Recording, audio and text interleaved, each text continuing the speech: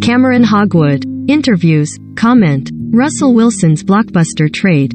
What it means for Denver Broncos, Seattle Seahawks and the rest of the NFL. Russell Wilson heads to the Broncos in one of the biggest trades of modern NFL history after 10 seasons with the Seahawks.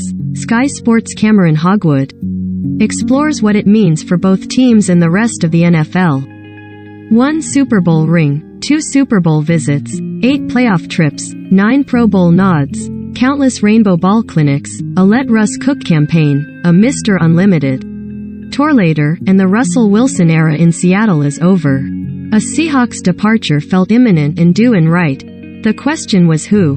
Be it Wilson, soon-to-be 71 head coach Pete Carroll or general manager John Schneider as their perennial playoff machine skidded to its first losing campaign and just its second postseason-less year since 2011. Recommended. 1/5. Off the Fence. Cheltenham Festival preview as the team discuss every big race and give their best bets of the.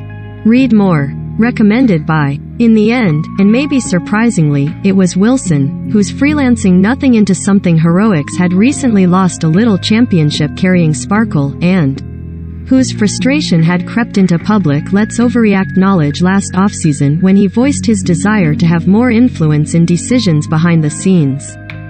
Try finding a long-serving employee that doesn't want more of a say.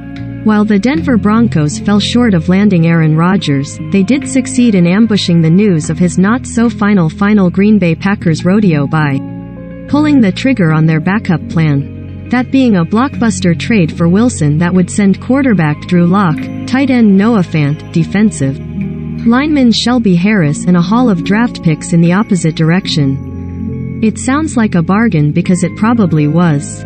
For all the NFL has come to learn about a lottery-scarred will he want he?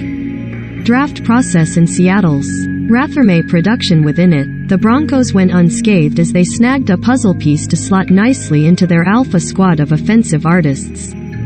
If not Wilson, Seattle's subsequent release of 10-year veteran linebacker Bobby Wagner, the only other remaining member of the 2014 team that lost to the New England Patriots in the Super Bowl, served as confirmation of a team ripping the Band-Aid on a new beginning for the franchise.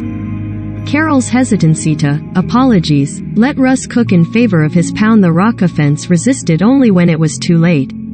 He and Seattle had sought to turn a corner with the appointment of West Coast window dressing hero ball relaxing Shane Waldron as offensive coordinator last year in the hope that it would finally shift things beyond the lingering Brian Schottenheimer and Darrell Bevell wrinkles for good.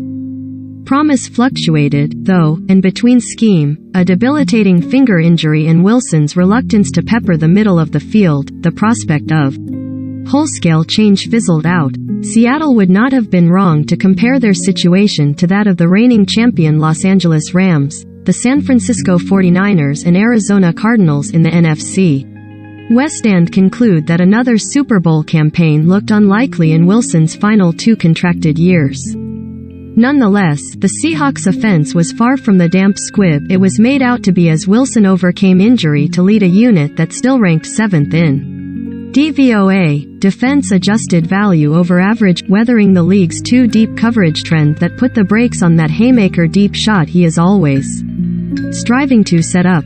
Carroll's defense meanwhile slumped to a 21st ranking in DVOA with a blitzing safety in Jamal Adams whose trade cost of 2 first-round picks threatened to handicap any upcoming rebuild. Seattle recouped those first-rounders courtesy of the Wilson deal, which gives them some new options.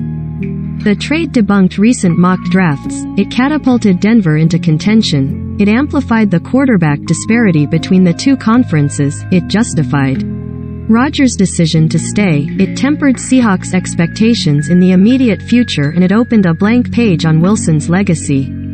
It also called for a touch of sympathy for Tyler Lockett, the recipient and often driver of Wilson's go-long exploits. Denver acknowledged their why-wait-win-now window and pounced, pairing Wilson with a prospective upper-echelon receiver core of Courtland Sutton, Jerry Jeudy, Tim Patrick and KJ Hamler, a bruising Javonte Williams-led ground game and a Vic Fangio cultivated, though now Vic Fangio-less, defense.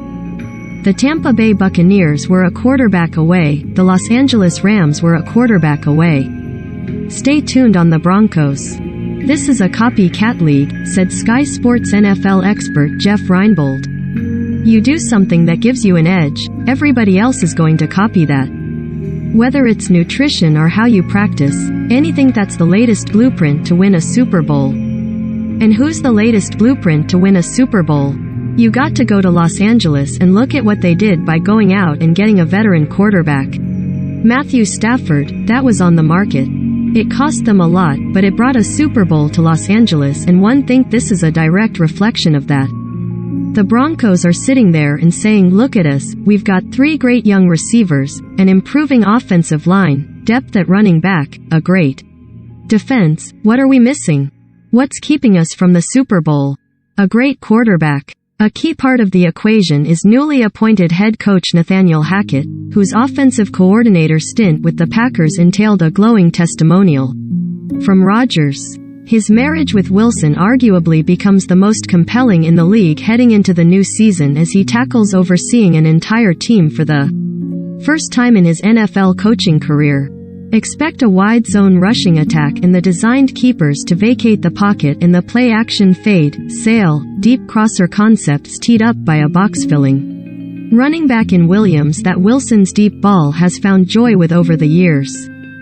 The depth of Denver's receiving core also invites the empty spread formations to create tasty one-on-one matchups across the board, the asterisk, as with all Hackett's offense does, being a reliance on an offensive line that allowed 40 sacks in 2021. Hackett extracted the best of a limited Blake Bortles as the Jacksonville Jaguars reached the AFC Championship game in 2017-2018, and he has been at the heart of implementing the Matt LaFleur offense in which Rodgers has excelled as well as putting his own stamp on. Wilson, as with Rodgers, comes with his own intricacies and defining preferences. How the two come together will be fascinating, and notably helped were the Broncos to go out and strengthen their pass protection in free agency. A contender-creating trade comes within a division of Patrick Mahomes and Justin Herbert and pass rush duos of Joey Bosa and Khalil Mack and Yannick Ngakoue and Max Crosby.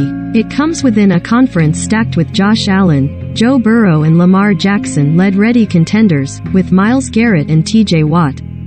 With a Bill Belichick party-spoiling machine, a pending Trevor Lawrence breakout, Derrick Henry and more. New Las Vegas Raiders conductor Josh McDaniels might have afforded himself a really chuckle over the timing of his decision to have a long-awaited second shot as an NFL head coach in the AFC West of all places, while a staying-put Rodgers may allow himself an extended vacation at the site of an NFC in which his only real clear threats appear to come from the West.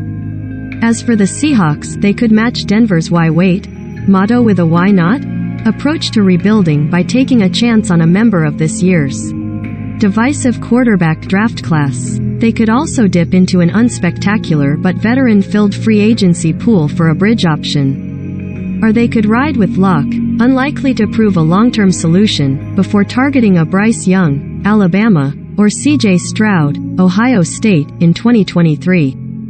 A trade deemed the biggest in the NFL since running back Herschel Walker was sent to the Minnesota Vikings in 1989 brings a new and legitimate contender to the table. It reaffirms the icing on the cake quarterback scramble. It adds some pressure to first-time Broncos defensive coordinator Ejiro Evero to uphold an Evenexceed Fangio set standards in, the sentiment of which has been largely overlooked. It breaks up one of the most familiar fan quarterback bonds of the last decade, but snapping a streak of 6 straight losing seasons won't equate to success. Trading for Wilson will mean little, if not nothing, unless the Broncos can reach the Super Bowl behind him.